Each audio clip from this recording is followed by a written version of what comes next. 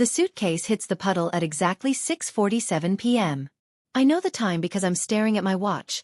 The Timex my father gave me in 1992, the year before he died, and I'm watching the second hand tick forward while my entire life explodes backward into dirty rainwater. The zipper bursts on impact. My clothes, the threadbare shirts I've worn for 7 years, the jeans with holes I've been meaning to patch, the underwear I've hand-washed in sinks because the laundromat costs $8.50 per load, spill out across Quincy's pristine marble driveway like evidence at a crime scene. You were a good worker, Celica. Quincy stands in the doorway of the house I cleaned for 84 months. He's wearing a Tom Ford suit that cost $6,400. I know because I'm the one who balanced the books. I'm the one who found the offshore account to hide the purchase from the IRS. I'm the forensic auditor who made his empire look legitimate while he called me his glorified assistant at dinner parties. Beside him stands Elena. She looks like she was assembled in a laboratory designed to create the perfect trophy wife. Blonde hair that catches light even in the rain. A body that defies physics and probably cost $40,000 in strategic enhancements. And around her neck, a diamond necklace that wasn't there last week. I recognize it immediately. Tiffany & Company. Riviere design. Approximately 15 carats. Market value. $127,000. I know because I was supposed to get that necklace for our 7th anniversary. Quincy told me 3 months ago that we couldn't afford luxuries right now, while I worked 16-hour days auditing his clients' portfolios for fraud. Elena isn't looking at me. She's looking at her phone, smiling at something. Probably already posting photos of her new jewelry to Instagram, captioning it with something about manifesting abundance or choosing yourself. The rain is cold. February in the city feels like punishment. The kind of cold that doesn't just chill your skin. It seeps into your bones and reminds you that you're alone. A king needs a queen, not a glorified assistant, Quincy continues. His voice is smooth. Practiced. He's been rehearsing this. I'm closing your charity account today. You're done. Charity account. That's what he calls the joint checking account where I deposited my paychecks from Hartwell & Associates, the forensic firm where I've worked for 9 years, climbing from junior analyst to senior auditor. The account that was supposed to be ours, but was really just his the moment he needed it. I checked the balance this morning. $47,293.16. I check it now on my phone, rain spattering the screen. $0. He emptied it. All of it. While I was at work, he transferred every dollar to an account I don't have access to. Quincy sees me looking at my phone. Smiles. You didn't think I'd let you walk away with my money, did you?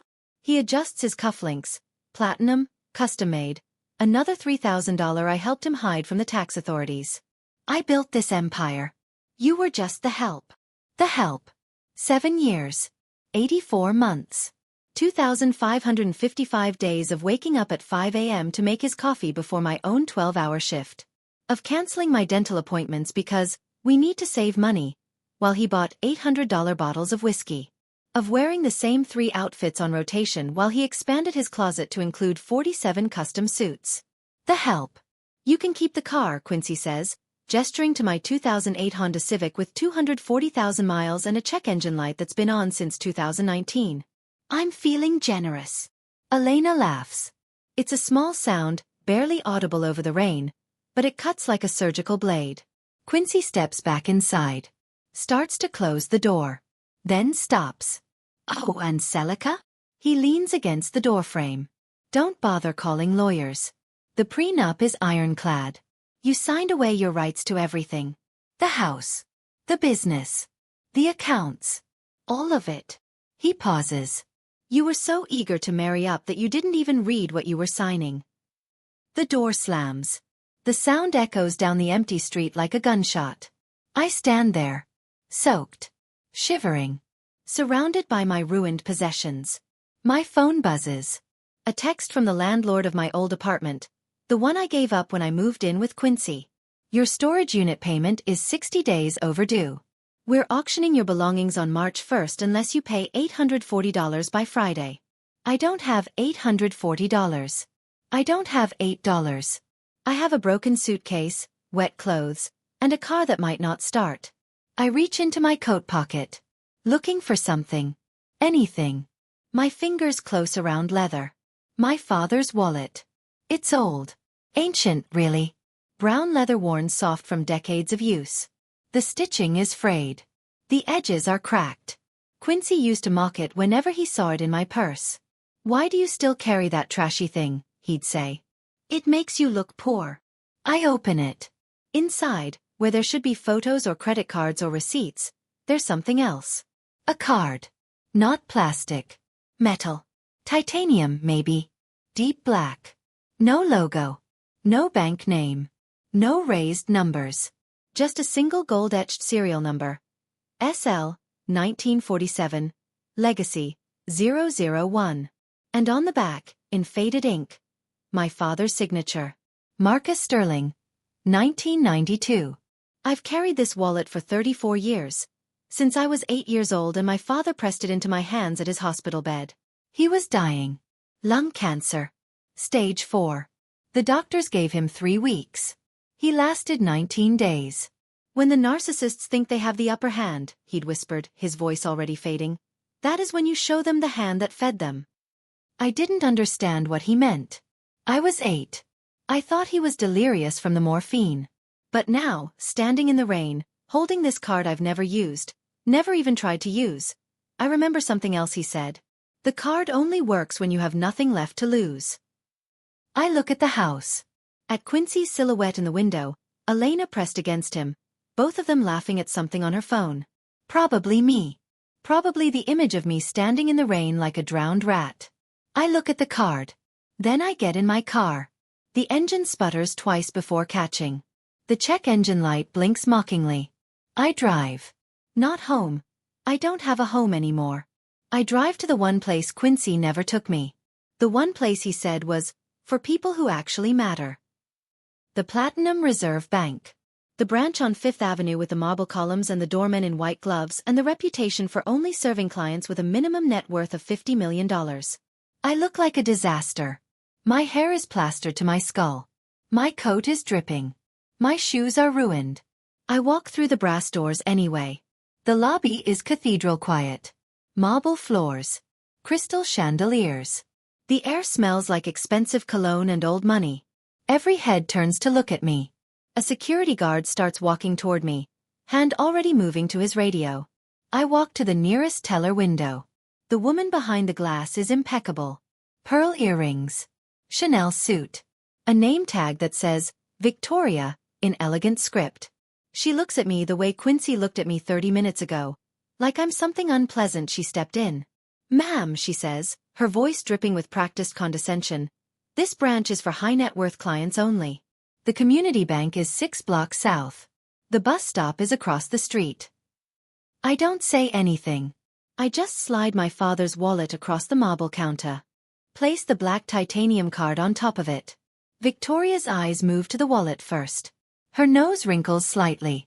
Trashy leather. Then her eyes move to the card. She goes completely still. Her hand trembles as she reaches for it. Picks it up. Turns it over. Reads the serial number. Her face drains of color so fast I think she might faint. She looks at me. Then at the card. Then at me again. "Please wait here," she whispers. She doesn't walk to get her manager. She runs. I stand at the counter, dripping rainwater onto marble that probably costs more per square foot than my entire year's salary. The security guard is still approaching. Slowly now. Uncertain. Then the manager bursts out of a back office. He's not walking. He's sprinting. A man in his 60s who looks like he hasn't run since the Reagan administration is running across the lobby like the building is on fire. He skids to a stop in front of me. Stares at the card in Victoria's shaking hand. Then he does something I've never seen a bank manager do. He stands at attention. Like a soldier. "Miss Sterling," he says. His voice is shaking. We weren't informed you were coming. We didn't know the Sterling legacy was still active. This account hasn't been accessed in 3 decades. I look at him. At Victoria, who's gone from disgust to terror in the span of 30 seconds. At the security guard, who's also standing at attention now, radio forgotten. "My father left me a legacy," I say. My voice doesn't shake. My voice is ice. "I'd like to see what it is." If you've ever been thrown away by someone you built up, if you've ever been called the help while doing the actual work, keep watching. Because what Celica discovers in the next 60 seconds isn't just money. It's the deed to the house where Quincy thinks he's king. And he has no idea he's been living in her kingdom all along. The vault smells like steel and secrets. The manager, his name tag says, Bernard Chen, Senior Vice President, leads me through a series of security doors that require retinal scans, fingerprint authentication, and codes he has to retrieve from a safe I can't see. Victoria follows 3 steps behind, carrying my father's wallet like it's a religious artifact. Miss Sterling, Bernard says, his voice still shaking, I need to explain something before we proceed. Your father was exceptional. He established the Sterling Legacy Trust in 1967, when he was 23 years old. He contributed to it for 25 years. And then, in 1992, he locked it. Sealed it with instructions that it could only be accessed by his heir when. He pauses. When she had nothing left to lose. How did he know I'd have nothing left to lose? Bernard looks at me. Really looks at me. At my soaked coat and ruined shoes and the life I'm wearing like evidence. He didn't know. He hoped you'd never need it. But he planned for the possibility that you would. The final door opens. The room beyond is small. Maybe 10 feet by 10 feet. No windows. Just a single desk, a computer terminal, and walls lined with filing cabinets that look like they haven't been opened since the first Bush administration. Bernard gestures to the chair. I sit. He types something into the terminal. A password so long it takes him 47 seconds to enter it. The screen flickers to life. Sterling Legacy Trust established. January 14, 1967 sealed. August 3, 1992 status. Active authorized user. Celica Marie Sterling. Bernard steps back. I'll give you privacy, he says. Press the red button if you need anything. I'll be right outside. He leaves. Victoria leaves. The door closes with a soft hydraulic hiss. I'm alone with my father's legacy. I stare at the screen for 30 seconds before I can bring myself to touch the keyboard. Then I click on the first folder. Account summary. The balance loads. I stop breathing. Current holdings. $847,293,492.67. $847 million. I read it 3 times. Then I read it again because my brain can't process numbers that large in connection with words like mine. I click on the transaction history. The list goes back decades. Deposits. Investments. Dividends.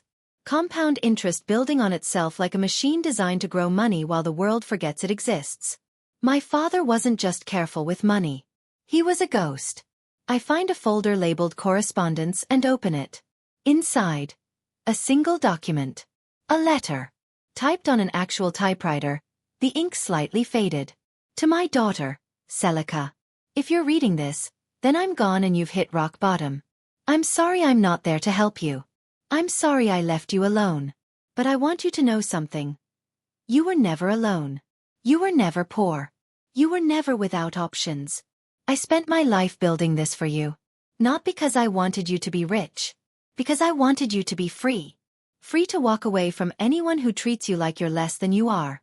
Free to say no to people who want to use you.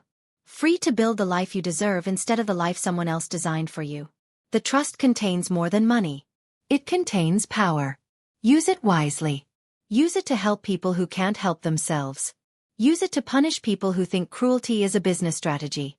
But most importantly, use it to remember that your value was never determined by how much someone else appreciated you. You are a Sterling. Act like it. With love always, Dad. I read it twice. Then I set it down because my hands are shaking too hard to hold it. I think about the last 7 years. 84 months. I think about the sacrifices I made for Quincy. The life I gave up. The person I shrank myself into because he needed me small. I click on another folder. Personal records. Inside, a spreadsheet. My spreadsheet. The one I've been keeping since I moved in with Quincy. Except I didn't create this spreadsheet. My father did. In 1992. Before I even met Quincy. Before I even knew what a narcissist was. He created a template. A forensic audit template designed to track financial abuse. The column headers. Date. Expense category. His benefit. Your cost. Cumulative sacrifice. I open my own records. The ones I've kept on my laptop. The ones I told myself were just staying organized, but were really documentation of slow motion theft. I start entering the data into my father's template. January 2019. Quincy needs new office furniture. His benefit. $47,000. Herman Miller Executive Suite. Your cost. Skipped dental cleaning, $180. Wore same winter coat with broken zipper. March 2019. Quincy's networking trip to Aspen. His benefit. $12,000. First-class flights, luxury hotel, ski equipment. Your cost. Cancelled annual physical, $220. Ate ramen for 6 weeks to save money. July 2019. Quincy's Tesla. His benefit. $94,000. Model S. Custom paint. Autopilot. Your cost. Drove 2008 Civic with broken AC through summer. Developed heat rash from 90-minute commute. The list goes on. Page after page. Year after year. By the time I reach February 2025, today, the cumulative sacrifice column reads $847,293. Almost $1 million. Not in cash I gave him. In costs I absorbed. In medical care I skipped. In food I didn't eat. In clothes I didn't buy. In dental work I postponed until 3 teeth cracked and I had to get emergency extractions at a clinic that smelled like bleach and despair. $1 million of my life. Transferred to Quincy $180 dental cleaning at a time. I think about the necklace around Elena's neck. $127,000. I could have had health insurance for 9 years. I could have fixed my car. I could have bought a winter coat with a working zipper. Instead, Elena has diamonds and I have a spreadsheet that documents my own erasure. I close the file. Open another one. Assets. Inside, a list of holdings. Companies. Real estate. Investment portfolios. I scroll through, not really comprehending the scope. Then I see it. Line 47. Landmark Holdings Group. I click on it.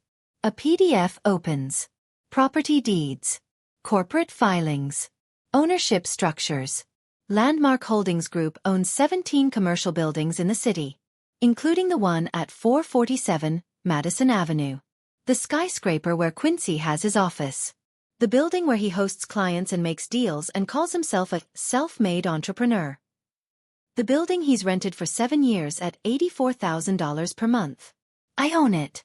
I've owned it since 1992, when my father transferred the deed into the Sterling Legacy Trust. Quincy has been paying rent to my trust for 7 years. $84,000 per month. $1,008,000 per year. $7,056,000 total. $7 million. He's been paying me rent while calling me the help. I start laughing. It's not a happy sound. It's the sound of a woman who just discovered she's been living in a house of cards built on top of her own foundation. I open my laptop, the one I brought in my broken suitcase, the one that's probably water damaged but still works because I'm too poor to replace it. I log into Quincy's business accounts. The ones he thinks are private. The ones I have access to because I'm the forensic auditor who set them up. I start pulling records.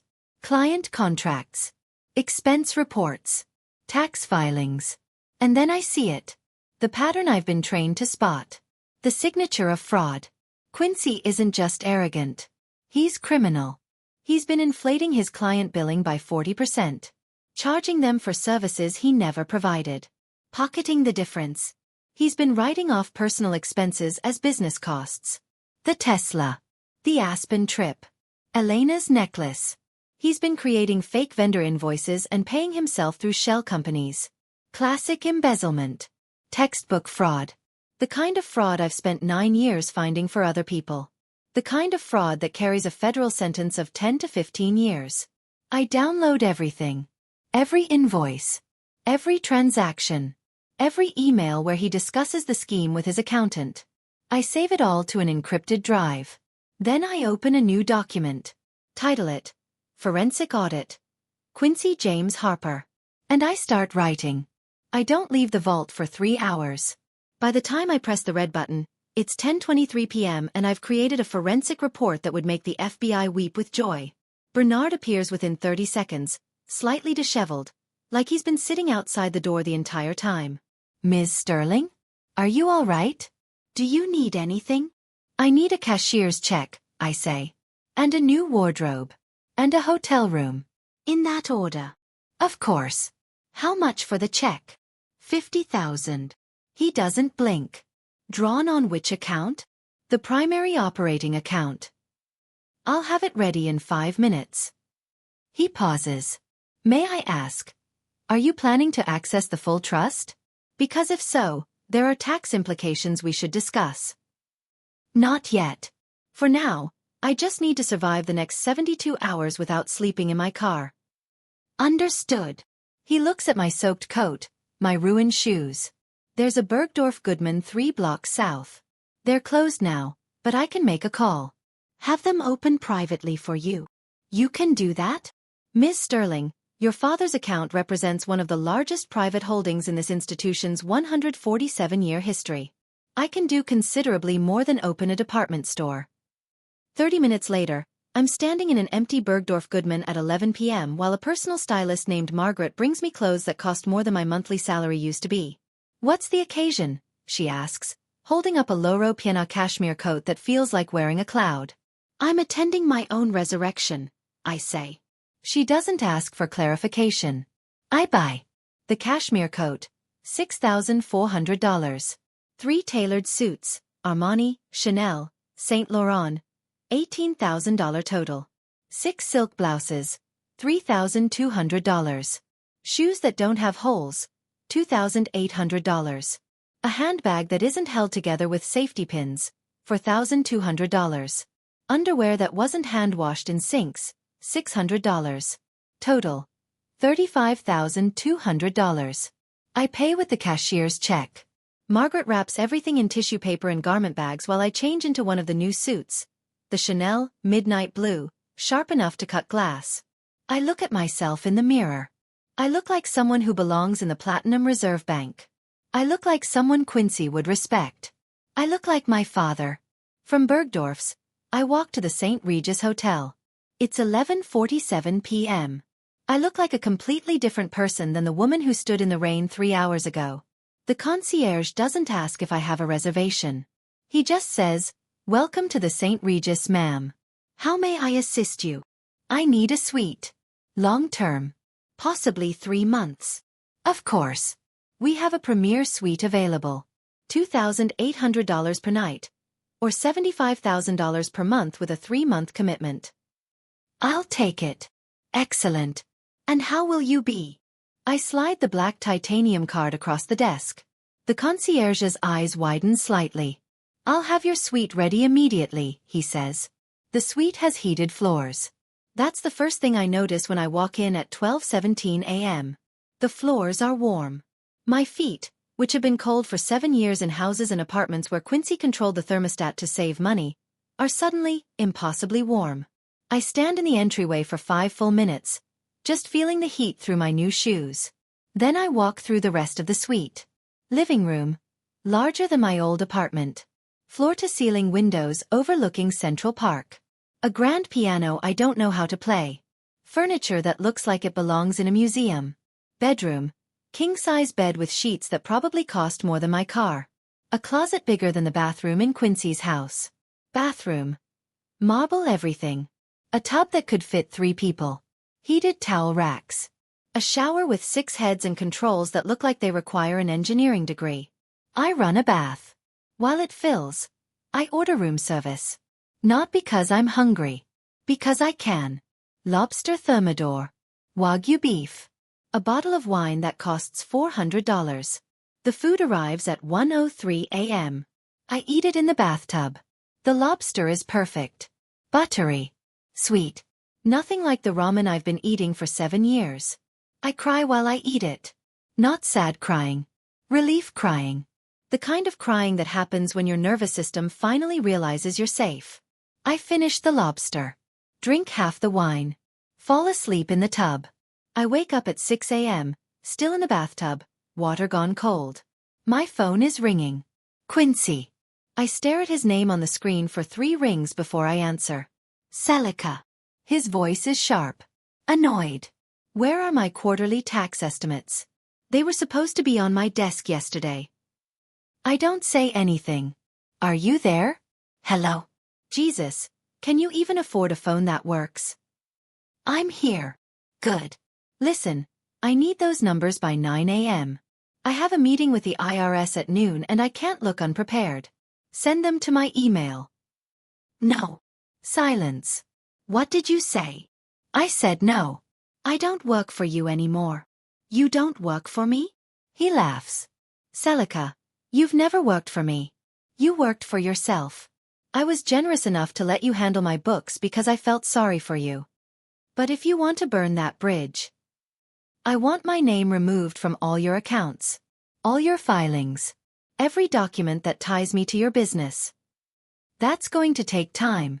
Legal paperwork, lawyer fees, which you can't afford because you're broke. I'm not broke. Really? Where are you staying? Some motel off the highway? Your car. The St. Regis. Premier Suite. Another silence. Longer. Bullshit. Room 1847. Feel free to call and confirm. You're lying. You're trying to, what, impress me? Make me jealous? It's pathetic. Celica. You're pathetic. I hang up. He calls back immediately. I don't answer. He calls 6 more times. Then he texts. How are you paying for the St. Regis? Did you steal money from me? I don't respond.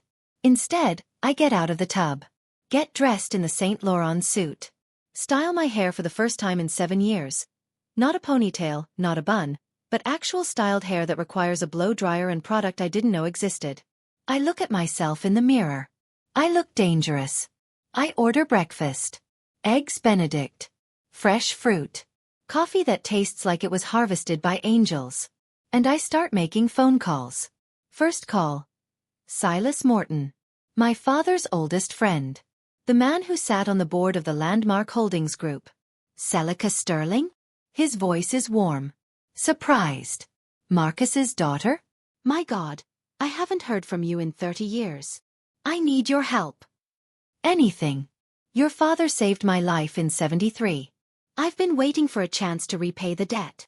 I need access to the Landmark Holdings Board. I need to invoke a legacy clause. And I need to do it without Quincy Harper knowing until it's too late. Silence. Then, how fast can you get to my office? There's a specific kind of power that comes from being underestimated. From watching someone mock you while you hold all the cards.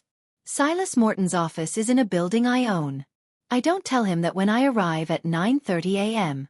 I just shake his hand and sit in the leather chair across from his desk and pretend I'm not calculating the rent he pays per square foot. He's 74. Silver hair. Navy suit.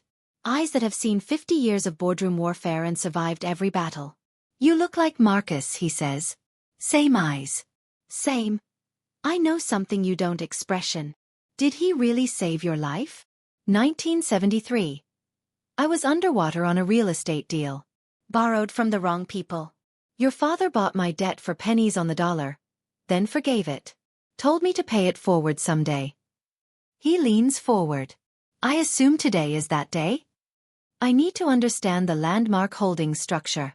My father left me his stake in the trust, but I don't know what that means legally. Silas pulls out a file. It's thick. Decades of documents. Your father was a ghost investor, he says. He moved money in ways that made it invisible. Not illegal. Just invisible. He owned pieces of 17 commercial properties through nested LLCs and holding companies. The Landmark Holdings Group was his masterpiece. He spreads documents across the desk. Here's how it works. Landmark Holdings owns the buildings. But Landmark Holdings is owned by 3 entities. Sterling Legacy Trust, Morton Family Holdings, and the Grandview Foundation.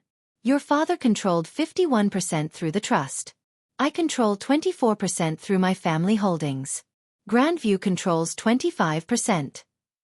So I have majority ownership. You have controlling interest. which means you can invoke legacy clauses written into the original charter. What kind of clauses? Silas flips to a page. Points to section 7.3. Legacy clause. Marital fraud protection. I read it twice. The clause states that if a sterling heir can demonstrate that their marital assets were obtained through fraud, coercion, or financial abuse, they have the right to reclaim any property rented or leased by the offending party, including immediate termination of lease agreements, including seizure of assets used to fund the fraud, including criminal referral to appropriate authorities. Your father wrote this in 1967, Silas says. Right after his own divorce. His wife had been bleeding him dry for years, using his money to fund a secret relationship. He wanted to make sure you'd never be trapped the same way. How do I invoke it? You need evidence of fraud, evidence of financial abuse, and you need to present it to the Landmark Holdings Board. I pull out my laptop. Open the forensic report I spent 3 hours creating last night. Will this work? Silas reads for 11 minutes. When he looks up, his expression has changed. Celica, this isn't just evidence. This is a federal case. Insurance fraud, tax evasion, wire fraud, money laundering. He sets down the laptop. How long has this been happening? 7 years. And you documented all of it? I'm a forensic auditor. Documentation is what I do. Does Quincy know you have this? No. He thinks I'm too stupid to understand his business. Silas smiles. It's not a nice smile. Your father would be proud, he says. When do you want to invoke the clause? How fast can you convene the board? Emergency session requires 72-hour notice to all members. Then I want to invoke it in 72 hours. Tuesday, 10 a.m. Tuesday is when Quincy has his merger meeting. He's trying to acquire a competitor. Biggest deal of his career. I know. That's why I chose Tuesday. Silas nods slowly. You're not just invoking a legacy clause. You're taking everything. Everything he stole. Yes. He'll fight this. Let him. I have the evidence. I have the law. And I have something he'll never have. What's that? Patience. I spend the next 3 days building my case. Not just the forensic evidence. That's already solid. I'm building the narrative. I hire a litigation attorney.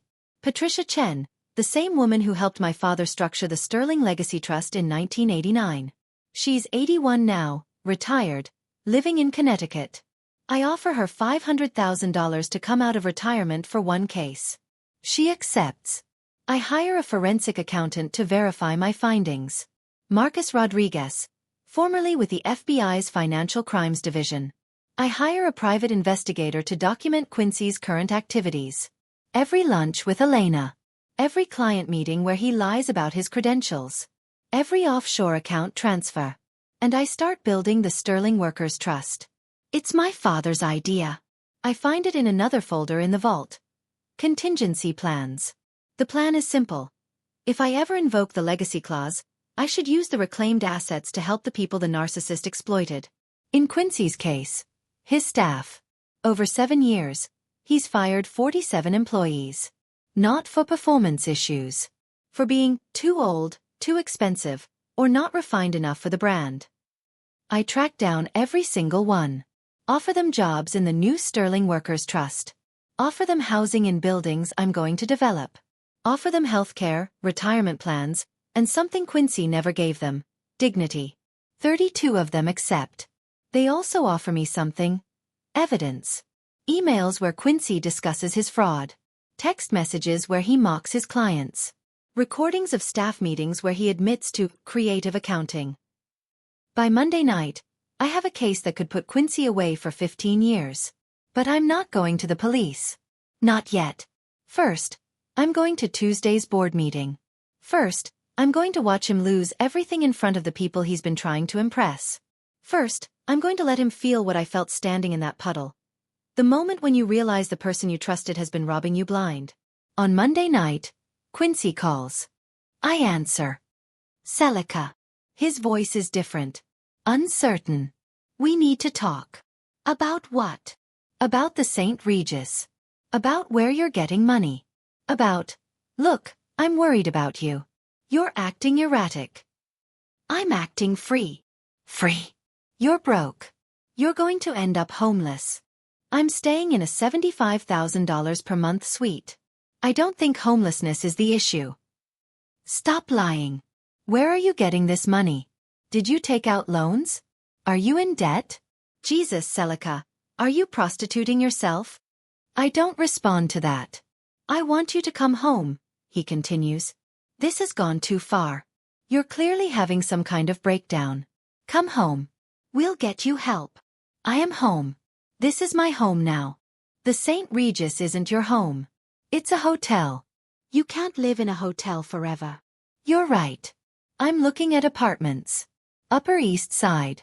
3 bedrooms. I'm thinking sage green for the kitchen. With what money, Celica? Where is this money coming from? My father left me a legacy. Your father was a low-level investor who died broke. My father was a ghost who owned half the city. And you've been paying rent to his ghost for 7 years. Silence. Long silence. What are you talking about? 447, Madison Avenue. Your office building. Who do you think owns it? The Landmark Holdings Group. Who do you think owns the Landmark Holdings Group? More silence. That's impossible. It's documented. Your lease agreement is filed with the city. Check the ownership records. Check who you've been writing rent checks to. I hear typing in the background. Frantic keyboard clicking. Then. No, this is a mistake. This is not a mistake. A legacy. My legacy. And tomorrow at 10 a.m., I'm invoking a clause that allows me to terminate your lease for fraud. You can't do that. I can. I will. See you at the board meeting, Quincy. Wear something nice. It's your last day as a king. I hang up. Block his number. And I sleep better than I have in 7 years. Tuesday morning starts with coffee that costs $47 per cup. I'm sitting in the St. Regis restaurant at 7 a.m., wearing the Armani suit, drinking coffee that was harvested from a single estate in Ethiopia and prepared by a barista who studied in Milan. It tastes like victory. Patricia Chen arrives at 7:30. She's wearing a Chanel suit from 1994 that probably cost more than a car and looks like it was made yesterday. You look like your father, she says, sitting down across from me. He had that same expression the day he fired his entire board for embezzlement. Did he win? He always won. That was his problem. He was so good at winning that he forgot to enjoy it. She pulls out a legal folder. I've reviewed your evidence. It's exceptional. Quincy Harper is going to federal prison unless he has the best defense attorney in the country. Does he? He has Barry Morrison. Corporate law specialist. Very expensive. Not very good at criminal defense. So we'll win. We'll obliterate him. Patricia slides a document across the table. This is the invocation. It formally triggers the legacy clause and terminates his lease effective immediately. It also seizes any assets purchased with fraudulently obtained funds, which, based on your forensic audit, is everything. I read through it. The language is brutal, legal, precise. Every sentence is a scalpel. What happens after I invoke this? The board reviews the evidence. They vote. If the majority agrees, Quincy has 48 hours to vacate the premises and surrender the assets. If he refuses, we file criminal charges and civil seizure. He'll refuse. I know. That's why I've already drafted the criminal complaint. She pulls out another folder. FBI, IRS, SEC. All 3 agencies will receive copies of your forensic report the moment the board votes. Quincy will be indicted within a week. And Elena? If she was complicit in the fraud, she'll be charged too. If she was just a beneficiary, she gets to keep the diamonds and live with the knowledge that she married a criminal. I think about the necklace. $127,000. Let her keep it, I say. I want her to wear it in the courtroom when Quincy is sentenced. I want her to remember what she traded her integrity for. Patricia smiles. Your father used to say the same thing about his ex-wife. Let her keep the jewelry. It'll be the most expensive reminder of her mistakes. At 9 a.m., I get a text from an unknown number. This is Elena. We need to talk. Meet me at the coffee shop on 73rd. Please. I show it to Patricia. Don't go, she says. It's a trap. She'll record you. Try to get you to say something incriminating. Or she'll try to broker a deal. Either way, it's not worth the risk. I think about it. Then I text back. St. Regis lobby. 9:30. You have 10 minutes. Elena arrives at 9:27. She's wearing jeans and a sweater. No makeup. No jewelry except the necklace. She's still wearing the $127,000 necklace with jeans. She looks younger without the armor. Maybe 28. Maybe scared. Thank you for meeting me, she says, sitting down across from me in the lobby. I don't say anything. I know what you think of me, she continues. I know I'm the villain in your story. The woman who stole your husband. You didn't steal him. He gave himself away. There's a difference. I didn't know he was married. Not at first. He told me he was divorced. That you'd left him. That you'd taken all his money and disappeared. And you believed him. I wanted to believe him. He was charming. Successful. Generous. She touches the necklace. This was a gift. For my birthday. He said it belonged to his mother. That it was a family heirloom. It wasn't. He bought it 3 months ago. With money he embezzled from clients. Elena goes very still. What?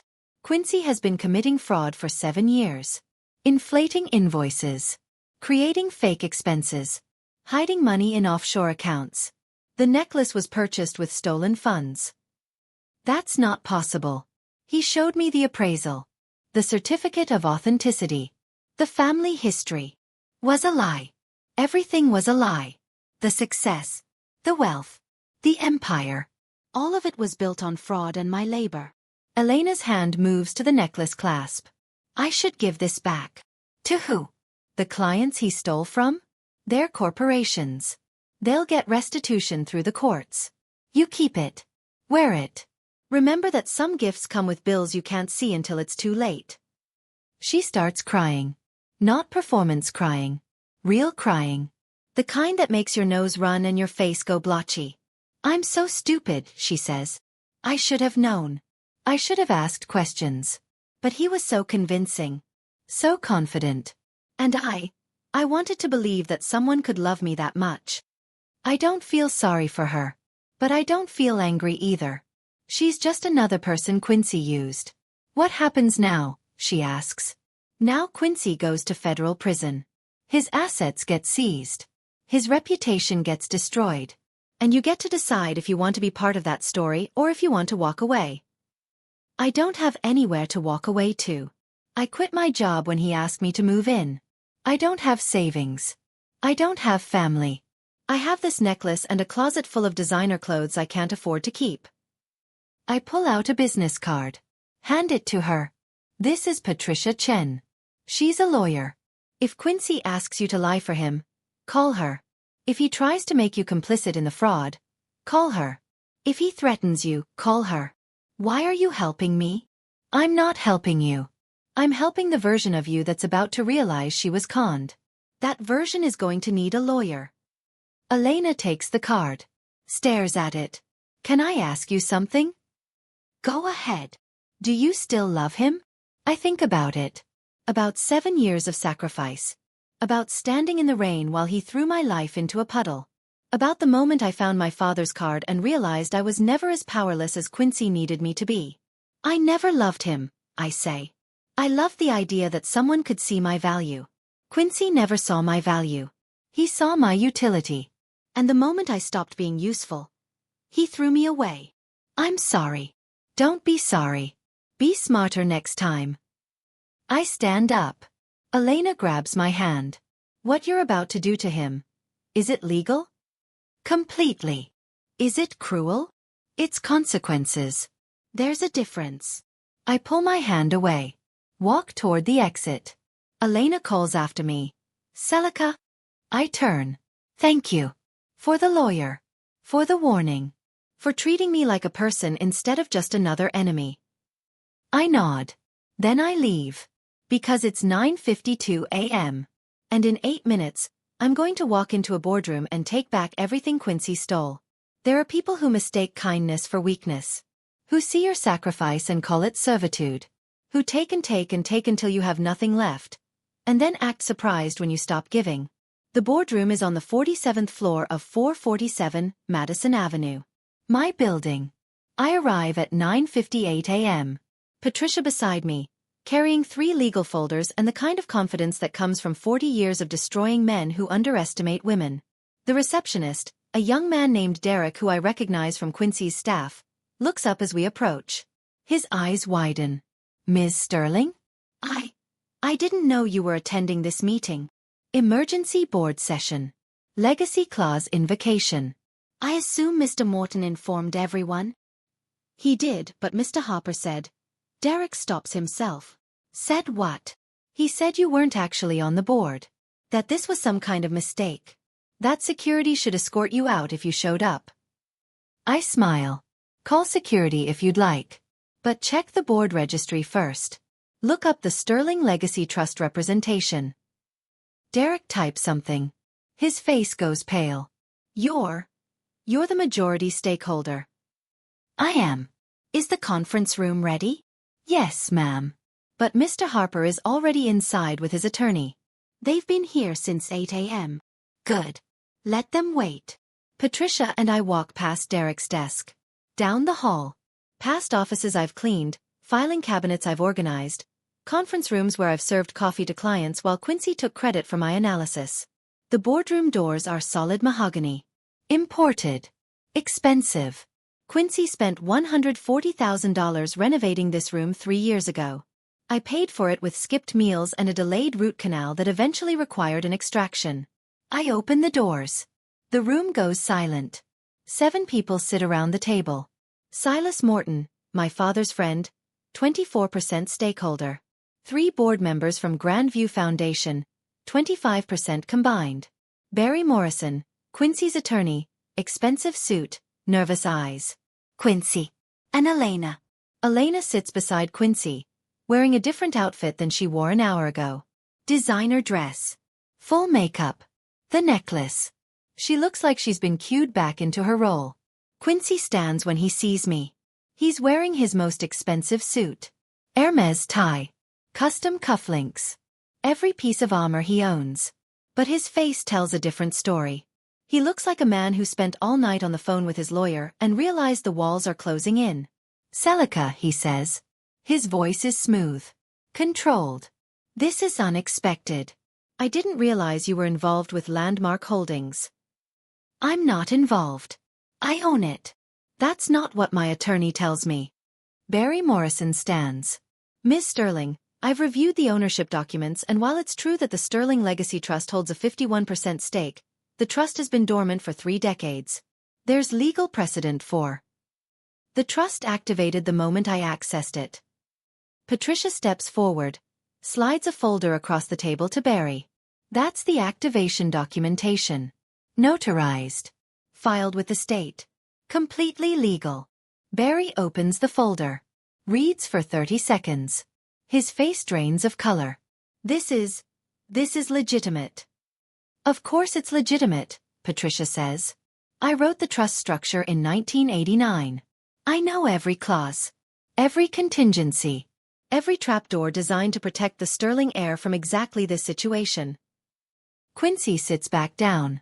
What situation? Celica, what are you doing? I'm invoking Legacy Clause 7.3. Marital fraud protection. The room goes absolutely silent. That clause allows me to terminate any lease agreement where the tenant has used fraudulently obtained funds to pay rent or has committed financial abuse against a Sterling heir. That's insane, Quincy says. I haven't committed fraud. I haven't abused anyone. Then you won't mind if we review the evidence. I nod to Patricia. She opens the second folder. Begins distributing packets to each board member. This is a forensic audit of Quincy Harper's business activities from January 2018 through February 2025. It documents systematic fraud, embezzlement, and financial abuse. Quincy laughs. This is a joke. Celica doesn't have the expertise to. I'm a senior forensic auditor at Hartwell & Associates, I say quietly. I've been finding hidden fraud for 9 years. I specialize in white-collar crime. This is literally what I do for a living. The laugh dies. Barry leans over to read Quincy's packet. His expression shifts from confident to horrified in the span of 3 pages. Quincy, he whispers, we need to talk. Privately. No. Quincy's voice is sharp. No, we're not running. This is a setup. Celica is lying. She's trying to steal my business because she's bitter about the divorce. We're not divorced, I say. We will be. And when we are, you'll get nothing. The prenup is ironclad. The prenup is void. That's not possible. It's very possible when the marriage was built on fraud. You told me you were a self-made entrepreneur. You told me the business was yours. You told me we were building something together. All lies. I pull out my laptop. Connect it to the boardroom projector. The screen lights up with a spreadsheet. This is the cumulative cost of our marriage. Every expense I absorbed. Every medical appointment I skipped. Every meal I didn't eat. Every piece of clothing I didn't buy so you could afford Italian silk and Tesla payments. The numbers scroll. January 2018 to December 2018. $127,493 January 2019, December 2019. $134,782 January 2020, December 2020. $98,234 January 2021, December 2021. $142,091 January 2022, December 2022. $156,338 January 2023, December 2023. $98,447 January 2024, February 2025. $89,908. Total. $847,293. $847,000. I say. That's what I sacrificed so you could pretend to be successful. And this doesn't even include the rent you've been paying me for 7 years. Silas speaks for the first time. Quincy, is this accurate? Have you been renting this office from the Sterling Legacy Trust? Quincy's jaw clenches. I didn't know it was her trust. The lease was signed with Landmark Holdings. I had no idea. You had 7 years to ask questions, Silas says. You chose not to. Because it didn't matter. I paid my rent on time. I built a successful business. I didn't do anything wrong. You committed fraud. I click to the next slide. Bank records appear. Offshore accounts. Shell companies. Fake invoices. This is your billing to clients. And this is what you actually delivered. The difference, approximately 40% on every invoice, went into accounts registered in the Cayman Islands. Barry Morrison closes his eyes. Quincy, tell me this isn't real. It's creative accounting. Everyone does it. It's not illegal. It's textbook fraud, Patricia interrupts. Wire fraud. Tax evasion. Money laundering. This is a federal case with a mandatory minimum sentence of 7 years. Elena's hand goes to her necklace. Quincy sees the gesture. Elena. Don't listen to them. They're trying to scare us. Us. I turn to Elena. Did you know about the fraud? She shakes her head. Doesn't speak. Then this isn't about you. This is about him. I click to another slide. Text messages. Emails. Recorded phone calls. All of Quincy discussing the fraud with his accountant. With his banker. With business partners who helped him set up the shell companies. Every piece of evidence I collected over 7 years of being his glorified assistant. Every document he thought I was too stupid to understand. Every conversation he had in front of me because I was invisible. Honesty is the master weapon, Quincy, I say softly. My father taught me that. He said narcissists always think they're smarter than everyone else. They think their charm is armor. They think people will believe their lies because they're so good at telling them. I close the laptop. But the truth doesn't care about charm. It just exists. And I've spent 7 years documenting your truth. The board members are reading through the packets now. Passing pages back and forth. whispering to each other. One of the Grandview representatives, a woman named Margaret Chen, looks up. Ms. Sterling, this evidence is compelling. But invoking the legacy clause is extreme. It would terminate Mr. Harper's lease immediately, seize his assets, potentially destroy his business. Are you certain this is the path you want to take? I'm certain. There's no room for negotiation? No settlement where Mr. Harper pays restitution and... No. My voice is ice. He had 7 years to treat me with dignity. He chose cruelty. He had 7 years to be honest. He chose fraud. He had 7 years to build something real. He chose to steal instead. I look at Quincy. You threw my suitcase in a puddle. You called me the help. You emptied our joint account and left me with nothing because you thought I was too weak to fight back. Quincy's face is red now. Angry. You were weak. You are weak. You think having some old trust fund makes you strong? You're still the same pathetic woman who worked 3 jobs just to impress me. I worked 3 jobs to survive you. You worked 3 jobs because you're incompetent. Because you couldn't make it without me. Because you sabotaged every opportunity one had. My voice doesn't rise. Every job interview where you called my boss to say I was fragile. Every promotion you told me to turn down because we needed me at home. Every friendship you convinced me to abandon because they were toxic. The room is silent. You didn't build me up, Quincy. You hollowed me out. And then you called the shell you created incompetent, because it was easier than admitting you needed me weak. Quincy stands. I'm not listening to this. Barry, we're leaving. This is harassment. This is. Sit down, Mr. Harper. Silas's voice cuts like steel. You're not leaving until the board votes.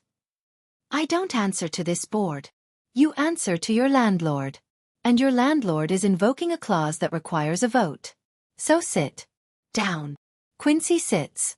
Barry leans over, whispers something urgent in his ear. Quincy shakes his head. All board members in favor of invoking Legacy Clause 7.3 and terminating Quincy Harper's lease effective immediately, raise your hand. Silas raises his hand.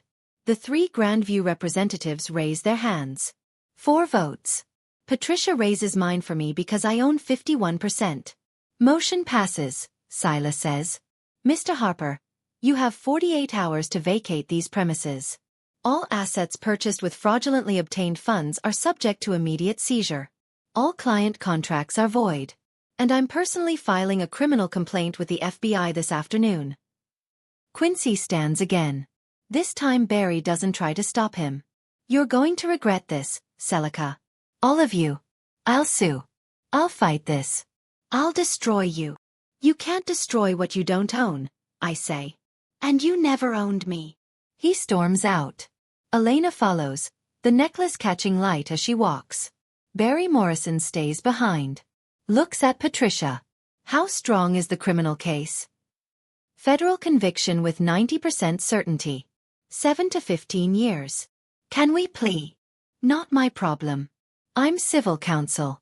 But if I were you, I'd start preparing for a very long trial. Barry nods. Gathers his files. Walks out looking like a man heading to his own execution. The board members leave one by one until it's just me, Patricia, and Silas. Your father would be proud, Silas says. My father would tell me I waited too long. Maybe. But he'd also tell you that waiting made the victory sweeter. I look around the boardroom. At the table where I've served coffee. At the windows overlooking the city I thought Quincy owned. What happens now? I ask. Now you decide what to do with an empire, Silas says. You own this building. You control Quincy's lease. You have enough evidence to send him to prison. The question is, what do you want? I think about my father. About the letter he left me. Use it to help people who can't help themselves. Use it to punish people who think cruelty is a business strategy. I want to build something real, I say. Something that helps instead of hurts. Then let's build it. I don't go back to the St. Regis. Instead, I drive to Brooklyn. To the address Silas gave me. An empty warehouse on the waterfront that used to manufacture textiles in the 1940s and has been sitting vacant for 20 years. Your father bought this in 1987, Silas had said. He was going to turn it into affordable housing. Then he got sick. The project died with him. The building is massive. 6 stories. Brick exterior weathered by decades of neglect. Broken windows. Graffiti on the loading dock doors. It's perfect. I walk through the ground floor with an architect named Sarah Kim, recommended by Patricia, expensive but worth it. What's the vision? Sarah asks, her voice echoing in the cavernous space. Housing for people Quincy destroyed. His former employees. People he fired for being too old, too expensive, or not refined enough. How many units? 48. Mix of studios and 2 bedrooms. Below market rent. Priority goes to single parents, seniors, people rebuilding after financial abuse. Sarah takes notes. Sketches rough layouts. Timeline. Fast as legally possible. I want people moving in within 6 months. That's aggressive. I have the budget. And I have 7 years of rage to fuel it. Sarah smiles. Then let's build something beautiful. By Wednesday, the first families are calling. Word spread fast through Quincy's former staff. The people he fired. The people he called deadweight. The people whose labor built his empire before he discarded them. The first call comes from Marcus Webb. 63.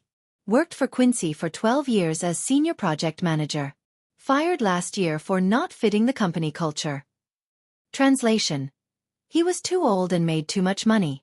Miss Sterling, he says when I answer, I heard you're building housing. I heard you're offering it to people Quincy let go. That's right. I can't afford much.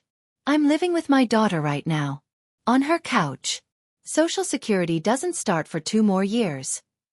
What could you afford? Maybe $600 a month? If I pick up part-time work. What if I offered you a 1-bedroom for $400 a month, plus a job managing the building? Maintenance, tenant relations, building management. Salary of $45,000 a year. Silence. Then, why would you do that? Because Quincy threw you away when you were at your most valuable. Because you spent 12 years making him rich and he repaid you with a pink slip and a severance package that wouldn't cover 2 months of rent. Because someone needs to prove that loyalty works both ways. When can I start? Lease signing in 3 months. Job starts next week if you want to help with the renovation. I'll be there Monday. The second call is from Linda Ochoa. 47. Single mother of 2. Worked as Quincy's executive assistant for 9 years. Fired 6 months ago for performance issues. Translation. She asked for a raise. Is it true? She asks. About the housing? It's true. I have 2 kids. 15 and 12. We're in a shelter right now. I lost our apartment when Quincy fired me. I've been working 2 jobs but it's not enough to save for first and last month's rent. How much do you make? About $2,800 a month. After taxes. What if I offered you a 2-bedroom for $500 a month? Ground floor, near the school bus route, washer and dryer in unit. I hear her crying. Linda. I'm sorry. I've been so scared. For so long. I didn't think anyone cared. I care. And more importantly, my father cared. This is his legacy. Helping people who help themselves. When can we move in? 6 months. But I need help managing intake. Tenant applications. Coordinating with social services. Would you be interested in a job? $55,000 a year, full benefits, flexible hours so you can be there when your kids get home from school. Yes. God, yes. When do I start? Next week. By Friday, I have 32 families on the waiting list. 32 people Quincy destroyed. 32 lives he called collateral damage when he needed to cut costs or improve his profit margins. Every single one of them has a story. James Morrison. Worked in Quincy's warehouse for 15 years. Fired for having diabetes and needing too many sick days. Patricia Nguyen. Accountant. Fired for questioning an expense report that turned out to be fraud. David Chen. IT specialist. Fired for being too technical, when he tried to explain why Quincy's request to delete email backups was illegal. All of them working multiple jobs now. All of them struggling. All of them told by Quincy that they weren't good enough. I hire all of them. Not out of charity. Out of justice. They're good at their jobs. They're loyal. They're honest. They're everything Quincy isn't. And they have something Quincy could never inspire. They actually want to help build something that matters.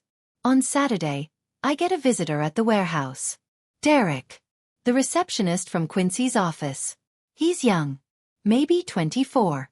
Wearing jeans and a hoodie instead of the suit Quincy required. Ms. Sterling? I'm sorry to bother you. I wanted to talk. About what? About what you said.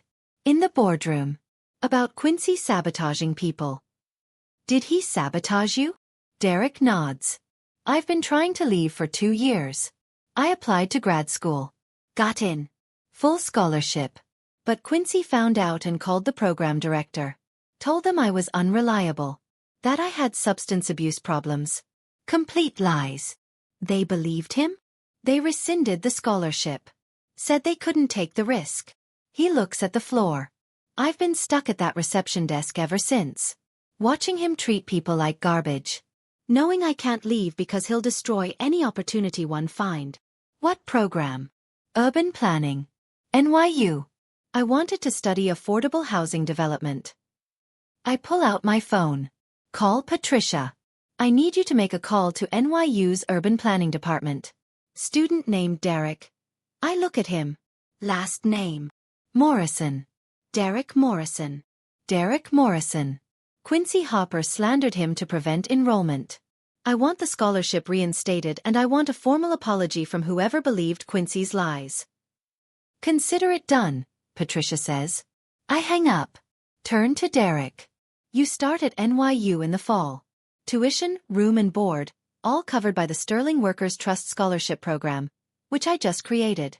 In exchange, you work 20 hours a week helping design this building and future projects. I don't understand. Why would you do this? Because Quincy took your future. I'm giving it back. Derek starts crying. I let him. Then I put him to work measuring window frames. By Sunday night, the warehouse is filled with people. Former employees. Their families. Architects. Contractors. Social workers. Everyone working toward the same goal. Building something Quincy could never destroy. I'm standing on the 3rd floor, looking down at the organized chaos, when my phone rings. Unknown number. I answer. Celica Sterling? Speaking. This is Special Agent Rebecca Torres with the FBI's Financial Crimes Division. I received a forensic report and criminal complaint regarding Quincy James Harper. Can we schedule a time to discuss your evidence? When? How about tomorrow? 9 a.m.? Federal Building in Manhattan. I'll be there. One more thing, Ms. Sterling. This report, it's exceptional. The level of documentation is better than most of our own internal investigations. How long did it take you to compile? 7 years. I just didn't know I was compiling it until recently. Well, it's enough to put Mr. Harper away for a very long time. Thank you for bringing this to our attention. I hang up. Stand there for a moment. 7 years. 2,555 days of documentation. Every receipt saved. Every email archived. Every conversation remembered. Not because I plan to use it. Because I'm a forensic auditor and documentation is what I do. My father used to say, the narcissists hang themselves. You just have to hand them enough rope and keep a detailed record of how they tie the knots. Tomorrow, I hand the FBI 7 years of rope. But tonight, I stand in this warehouse and watch people build something real. Something Quincy can never touch. Something that will outlast his empire by generations. Sarah Kim walks up beside me. I finalize the designs. Want to see? She shows me the renderings on her tablet. The building is beautiful. Modern but warm. Glass and brick. Green spaces on every floor. Community rooms. A rooftop garden. And the kitchens, every single unit, painted sage green. Why sage green? Sarah asks. My father's favorite color. He said it represented growth. The quiet power of things that build slowly and last forever. It's perfect. I look at the rendering. At the families who will live here. At the future we're building from the ruins of Quincy's empire. Yes, I say. It is. Tuesday morning. 10 a.m. The emergency merger meeting Quincy has been planning for 6 months. The meeting that's supposed to make him untouchable. The meeting where he acquires his biggest competitor and becomes the undisputed king of his industry. I'm not supposed to be here. But I own the building. So I am. I arrive at 9:55 with Patricia, Silas, and Special Agent Rebecca Torres, who's not here officially, just observing in case additional evidence presents itself. Derek is still at the reception desk. He sees me and smiles. Conference room B, he says. They've been in there since 8 a.m. Quincy's lawyers, the acquisition team, and representatives from Meridian Capital. How does he seem? Confident.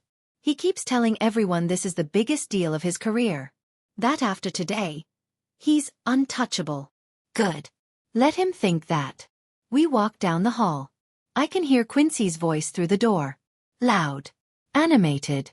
Performing confidence for an audience that doesn't know he's about to implode. I don't knock. I just open the door. The room goes silent. Quincy is standing at the head of the table, mid-presentation, pointing at a slide about synergistic revenue opportunities. He freezes when he sees me. What are you doing here? This is my building. I can go wherever I want. This is a private meeting. You can't just. I can. I will. Sit down, Quincy. His face flushes red. Security. Derek, call security. Derek works for me now, I say. As of last week, he's the building manager. Which means he takes orders from the landlord. Not the tenant. Quincy looks around the room. At the merger team. At the lawyers. At the representatives from Meridian Capital who are watching this unfold with increasing alarm. Gentlemen, he says, voice strained. I apologize for this interruption. My ex-wife is having some kind of breakdown. If you'll give me a moment to have her escorted out. I'm not your ex-wife. We're still married. And I'm not being escorted anywhere. Patricia steps forward. Places a legal folder on the table. This is a notice of lease termination. Effective immediately. Quincy Harper has 48 hours to vacate the premises or face criminal trespassing charges. One of the Meridian Capital representatives, a woman in her 50s named Catherine Wu, picks up the folder. Reads the first page. Mr. Harper, is this legitimate? It's a mistake. A legal technicality. It doesn't affect the merger. It affects everything. Patricia pulls out another folder. This is a forensic audit documenting 7 years of fraud, embezzlement, and financial misrepresentation. This is evidence that every financial statement Mr. Harper provided to you during merger negotiations was falsified. Catherine's expression hardens. Falsified how? He inflated revenue by 40% by charging clients for services never rendered. He created shell companies to hide assets from tax authorities. He used personal expenses as business deductions. He committed wire fraud, tax evasion, and money laundering. That's a lie. Quincy slams his hand on the table. She's making this up because she's bitter about our divorce. We're not divorced, I say again.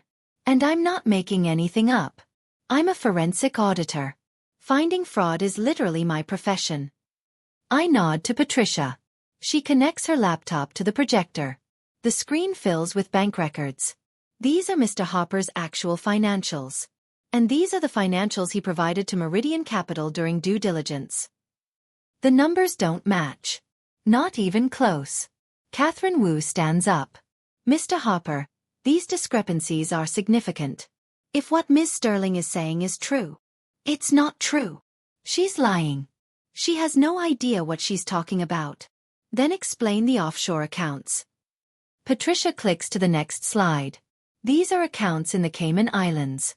Registered to shell companies. Funded by fraudulent invoices. All traceable back to you.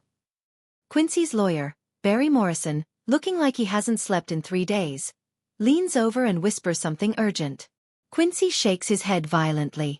I'm not leaving. This is my meeting. My deal. You can't just. I already did. I pull out my phone. Show the screen to the room. This is confirmation from the FBI that they've opened a criminal investigation into your business practices. Special Agent Torres is here today as an observer. Would you like to say hello? Rebecca Torres steps into the doorway. Flashes her badge. Mr. Harper. I'm not here to arrest you. Yet. But I strongly suggest you retain criminal defense counsel. The charges being considered include wire fraud, tax evasion, money laundering, and conspiracy. The room erupts. The Meridian Capital team starts gathering their papers, whispering frantically to each other. Barry Morrison is on his phone, probably calling someone who specializes in federal criminal defense. Quincy just stands there, frozen, watching his empire collapse in real time. Catherine Wu walks over to me. Ms. Sterling, how long have you known about this fraud? 7 years. I documented everything. Every fake invoice. Every shell company. Every lie he told clients. Why didn't you report it sooner? Because I thought I was helping him build something legitimate. I thought the creative accounting was temporary. I thought he'd stop once the business was stable. I look at Quincy. I was wrong. He never planned to stop. He just planned to get better at hiding it. Catherine nods. Turns to her team. We're done here. The merger is cancelled. We'll be filing a lawsuit for fraud in the inducement. Mr. Harper, you'll be hearing from our attorneys. They file out. One by one. Until it's just me, Patricia, Silas, Agent Torres, Barry Morrison, and Quincy. And Elena. I'd almost forgotten she was here. She's sitting in the corner, wearing a different necklace today. Smaller, simpler, probably trying to look less like a trophy wife and more like a supportive partner. It's not working. Quincy, Barry says quietly, we need to leave. Nah. Before you say anything else that can be used against you. I'm not leaving. This is my office. My building.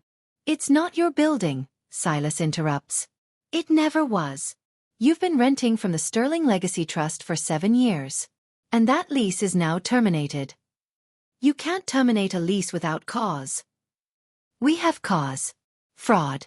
Specifically, using fraudulently obtained funds to pay rent. That voids the lease agreement under Section 12.3. Quincy turns to me.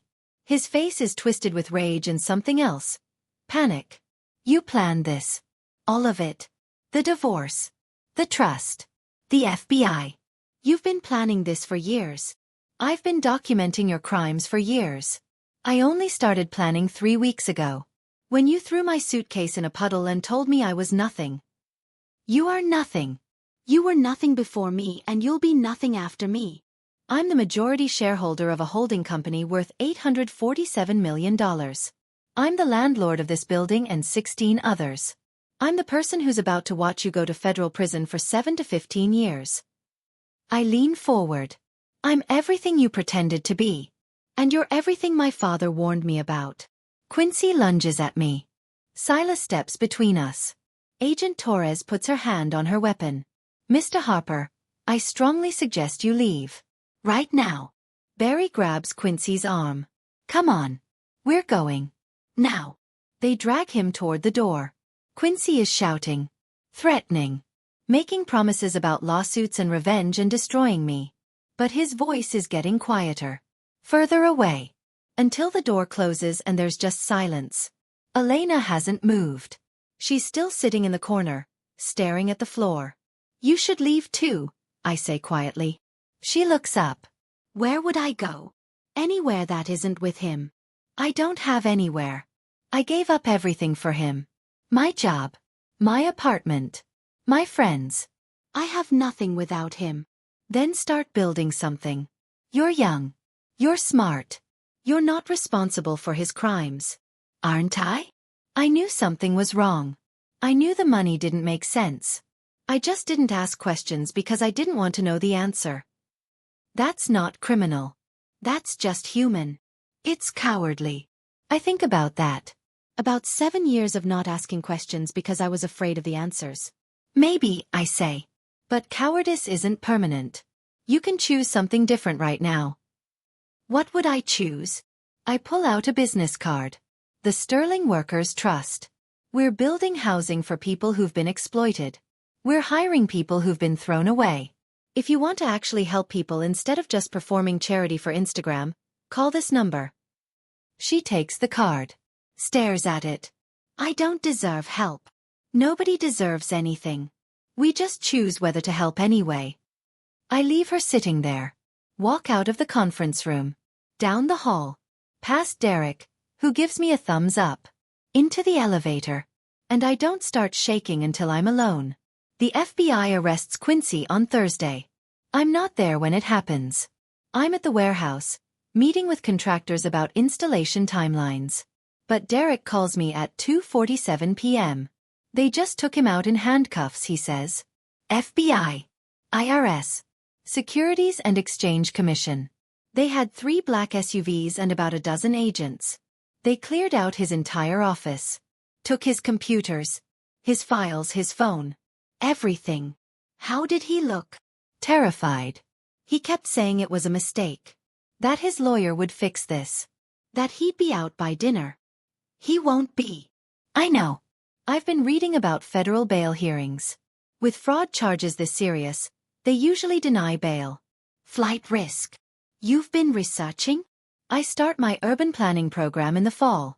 Figured I should understand how the criminal justice system affects housing stability. I smile. You're going to be good at this. I learned from watching you. Document everything. Trust nobody.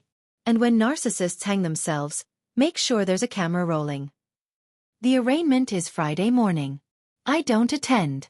But Patricia does. She sends me updates via text. 9:15 a.m. Quincy arrived in orange jumpsuit. Looks like he hasn't slept. 9:47 a.m. Prosecutor requesting no bail.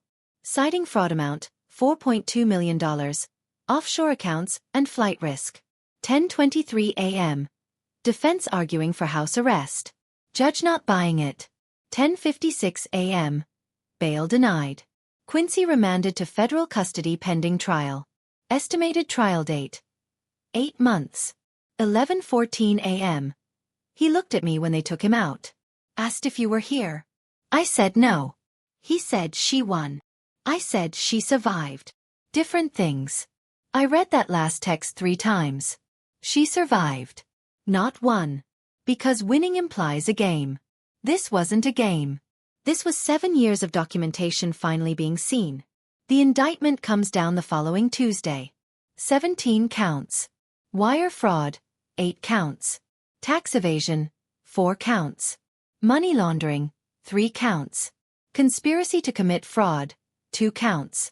If convicted on all counts, maximum sentence of 127 years.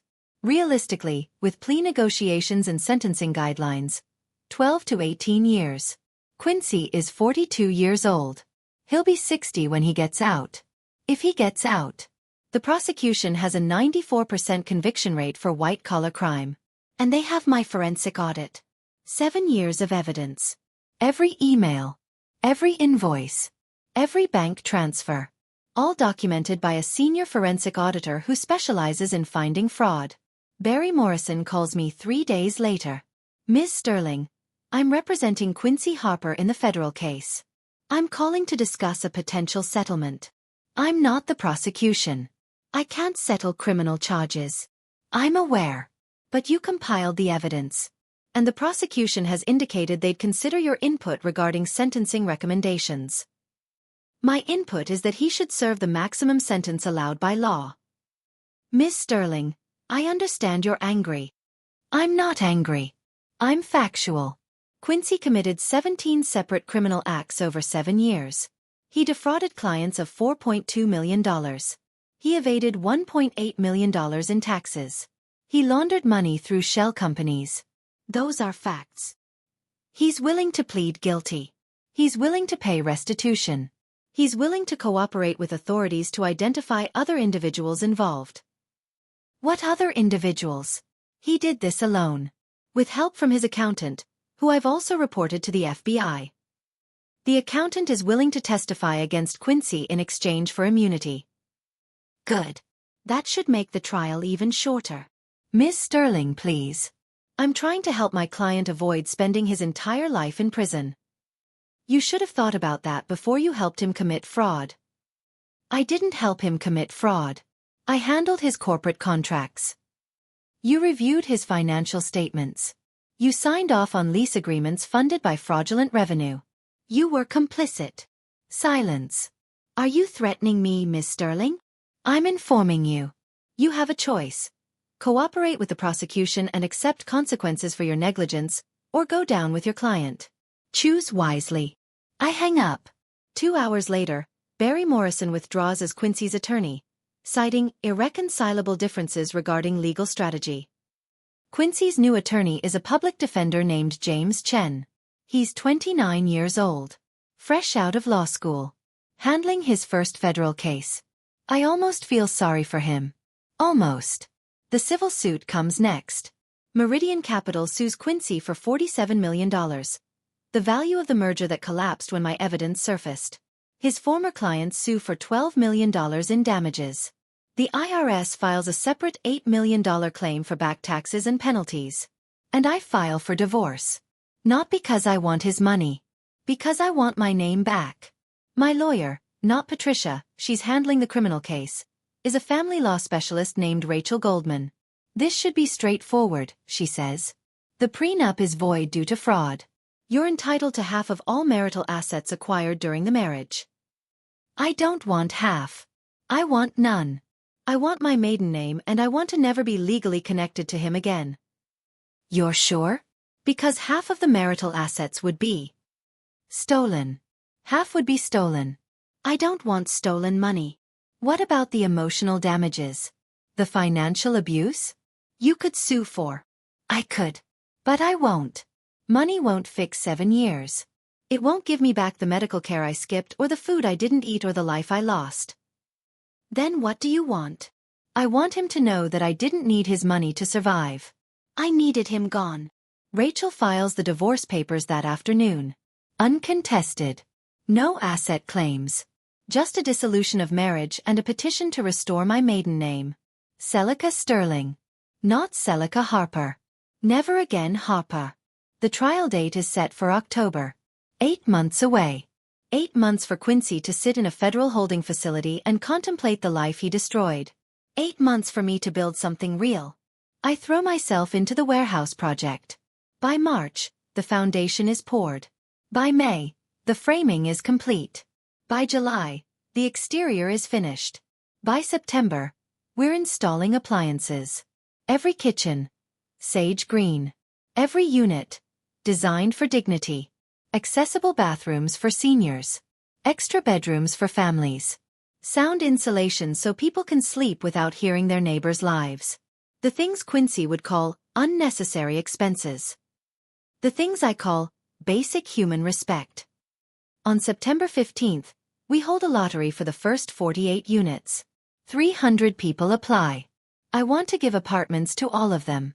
But we can only house 48 families this year. Next year, we'll build another warehouse. And another. And another. Until everyone Quincy destroyed has a place to call home. The trial starts October 3rd. I attend every day. Not in the gallery. In the prosecution's witness section. I testify on day 4. The prosecutor, a woman named Amanda Richardson who looks like she was born in a courtroom, walks me through the evidence. Ms. Sterling, can you explain your relationship to the defendant? I was his wife. And his forensic accountant. He hired me to audit his clients' books and I discovered he was defrauding those same clients. How long did this fraud continue? 7 years. From 2018 to 2025. And you documented all of it? Yes. Every transaction. Every fake invoice. Every shell company.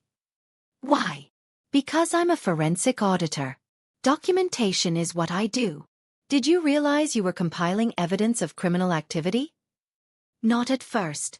At first, I thought it was creative accounting. Then I thought it was temporary. Then I realized it was systematic fraud and by that point, I had 7 years of evidence. Amanda pulls up the first exhibit. An invoice from 2019. Can you explain what we're looking at? This is an invoice Quincy sent to a client. It bills for 120 hours of consulting work at $400 per hour. Total, $48,000. And how many hours did he actually work? According to his calendar, which I managed, he worked 34 hours on that project. So he overbilled by $34,400. He did this on every project for 7 years. The jury is taking notes. Quincy is staring at the table. His public defender looks like he wants to be anywhere else. Amanda walks me through 17 more exhibits. Each one, fraud. Each one, documented. Each one, impossible to deny. On cross-examination, James Chen tries to discredit me. Ms. Sterling, isn't it true that you benefited financially from Mr. Harper's business? No. You lived in his house. You drove his cars. You wore clothes he purchased. I lived in a house I cleaned. I drove a 2008 Honda Civic with 240,000 miles. I wore the same 3 outfits for 7 years because he told me we couldn't afford new clothes while he bought $6,400 suits. But you had access to his accounts. You could have stopped this fraud at any time. I could have. You're right. I should have. I didn't because I was trained to believe that questioning him was disrespectful. That his success was our success. That my job was to support, not interrogate. I look at the jury. I was wrong. And it took me 7 years to realize that supporting someone's crimes makes you complicit. That's why I'm here. That's why I turned over every piece of evidence. Because at some point, you have to choose between loyalty and integrity. James sits down. Amanda rests her case. The defense calls no witnesses. The jury deliberates for 4 hours. They return with a verdict at 6:47 p.m. on October 12. Guilty. All 17 counts. Quincy doesn't react. He just sits there, staring at nothing. Sentencing is scheduled for December 3rd. Justice doesn't always roar. Sometimes it just signs documents and presents evidence and lets the truth speak for itself. Quincy spent 7 years thinking he was untouchable. That his charm would save him. That the rules didn't apply to people like him. Today, a jury of 12 strangers decided otherwise. December 3rd. Sentencing day. I wear sage green. A dress I bought specifically for this occasion. Loro Piana cashmere. Simple. Elegant. The color my father loved. The courtroom is packed. Former clients. Former employees. Journalists. Federal prosecutors who want to see their case closed. And Elena. She sits in the back row, wearing jeans and a sweater. No necklace. No designer clothes. She looks like a different person than the woman who stood beside Quincy in that doorway 7 months ago. She looks free. The judge, Honorable Margaret Chen, no relation to Patricia, enters at 9 a.m. sharp. Mr. Harper, please rise. Quincy stands. He's lost weight. His suit doesn't fit anymore. His face is gaunt. 7 months in federal custody has stripped away the armor. I've reviewed the pre-sentence report, Judge Chen says. I've considered the sentencing guidelines. I've read the victim impact statements. And I've reviewed the evidence presented at trial. She pauses. Mr. Harper, you committed systematic fraud over 7 years. You stole from clients who trusted you. You evaded taxes that fund our schools and roads and public services. You laundered money through shell companies to hide your crimes. And when you were caught, you showed no remorse. Your Honor, I'm not finished. Her voice cuts like steel. What troubles me most isn't the fraud itself. It's the way you treated the people around you. Your wife, who worked 3 jobs to support your lifestyle. Your employees, who you fired when they became inconvenient. Your clients, who you viewed as resources to exploit rather than people to serve. She looks at her notes. The prosecution has recommended 14 years. The defense has requested 5. I'm sentencing you to 18 years in federal prison, followed by 5 years of supervised release. You will pay $6.4 million in restitution to victims. You will forfeit all assets acquired through criminal activity. And you will never work in financial services again. 18 years. Quincy will be 60 when he's released. 60 and broken and starting over with nothing. The same thing he did to me 7 months ago. Judge Chen continues. I'm also recommending that you participate in a financial fraud rehabilitation program. Not because I think it will change you, but because someone needs to study narcissists like you so future victims can recognize the patterns before it's too late. She bangs the gavel. Court is adjourned. I don't stay to watch them take him away. I just walk out of the courtroom, down the courthouse steps, into the December air. Patricia is waiting on the sidewalk.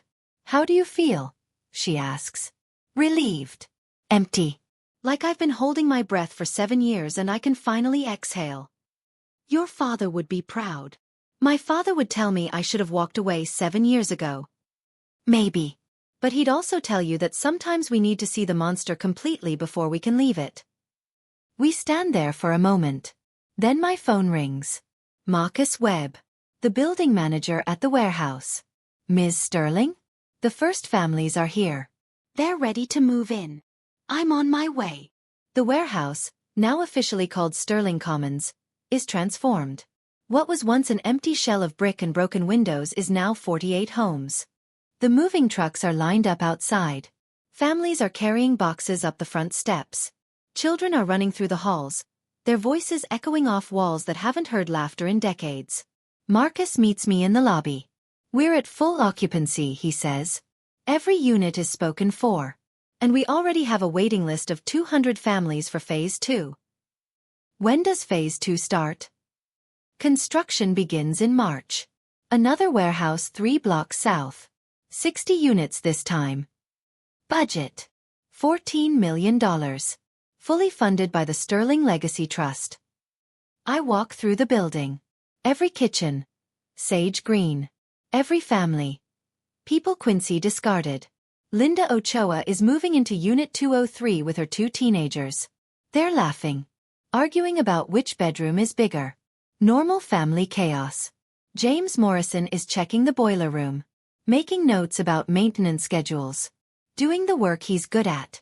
The work Quincy said he was too old for. Patricia Nguyen is helping a single mother install curtain rods. Talking about budgeting strategies and credit repair. Using her accounting skills to actually help people instead of just hide crimes. I find Derek on the rooftop. He's measuring the garden beds for the spring planting. This is incredible, he says. 6 months ago, this was a ruin. Now it's a community. 6 months ago, I was sleeping in my car. Now I'm building homes. Things change fast when you stop accepting cruelty as normal. What's next? Phase 2. Then Phase 3. Then as many phases as it takes to house everyone Quincy destroyed. That's going to take decades. Good. My father played the long game. So will I. On December 15th, I receive a letter. Prison mail. Federal Correctional Institution. Otisville, New York. From Quincy. I almost throw it away without reading it. But curiosity wins. I open it. Celica. I know you probably don't want to hear from me. I know I don't deserve your attention. But I need you to understand something. I'm sorry. I'm sorry for the way I treated you. I'm sorry for the lies. I'm sorry for making you feel worthless when you were the only thing holding my empire together. I've had 7 months to think about what I did. About who I was. And I finally understand. I was terrified. Terrified that if you knew your own value, you'd leave. Terrified that if I stopped performing success, everyone would see I was empty. Terrified that without you doing the actual work, I was nothing. So I kept you small. I kept you scared. I kept you convinced that my success was our success and that questioning me was betrayal. I was wrong. You were never nothing. You were everything. And I destroyed you because I couldn't stand to admit that. I don't expect forgiveness. I don't expect anything. I just needed you to know that you were right. About all of it. I was the villain. You were the hero. And I spent 7 years trying to convince both of us otherwise. I hope you're building something beautiful. I hope you're happy. I hope you never think about me again. Q. I read it twice. Then I burn it. Not out of anger. Out of closure. Because Quincy's apology doesn't change anything. It doesn't give me back 7 years. It doesn't erase the medical care I skipped or the food I didn't eat or the version of myself I lost. It's just words. And words don't build houses. On Christmas Eve, I'm standing on the rooftop of Sterling Commons. The city is lit up below. Manhattan glowing like a constellation. My phone buzzes. A text from Silas. Your father's friend from Houston called. He has 3 more warehouses he wants to donate to the trust. Says Marcus would have wanted them used for housing. I smile. My father built an empire in silence. And now, 33 years after his death, that empire is still growing. Still helping. Still proving that legacy isn't about what you take. It's about what you give.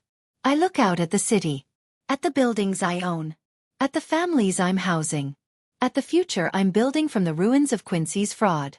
And I realize something. I'm not angry anymore. I'm not sad. I'm not even relieved. I'm just myself. Celica Sterling. Forensic auditor. Housing developer. Legacy guardian. Daughter of a ghost who taught her that patience is power. And that sometimes, the best revenge is building something so beautiful that the villain becomes irrelevant. Fire subscribe before someone robs you blind fire. If this story made you check your bank statements, if you saw yourself in Celica, giving everything to someone who gave nothing back, stop scrolling. You're not helping them. You're funding your own erasure. Quincy stole 7 years because Celica didn't know she had options. Because she thought sacrifice was love. Because nobody told her that documentation beats charm every single time. Hit that subscribe button. Because the narcissists in your life are counting on you staying ignorant. They're counting on you thinking kindness means accepting cruelty. Don't be Celica at the beginning of this story. Be Celica at the end. Subscribe. Document everything. And never let someone mistake your value for their opportunity. Your legacy is waiting. Build it.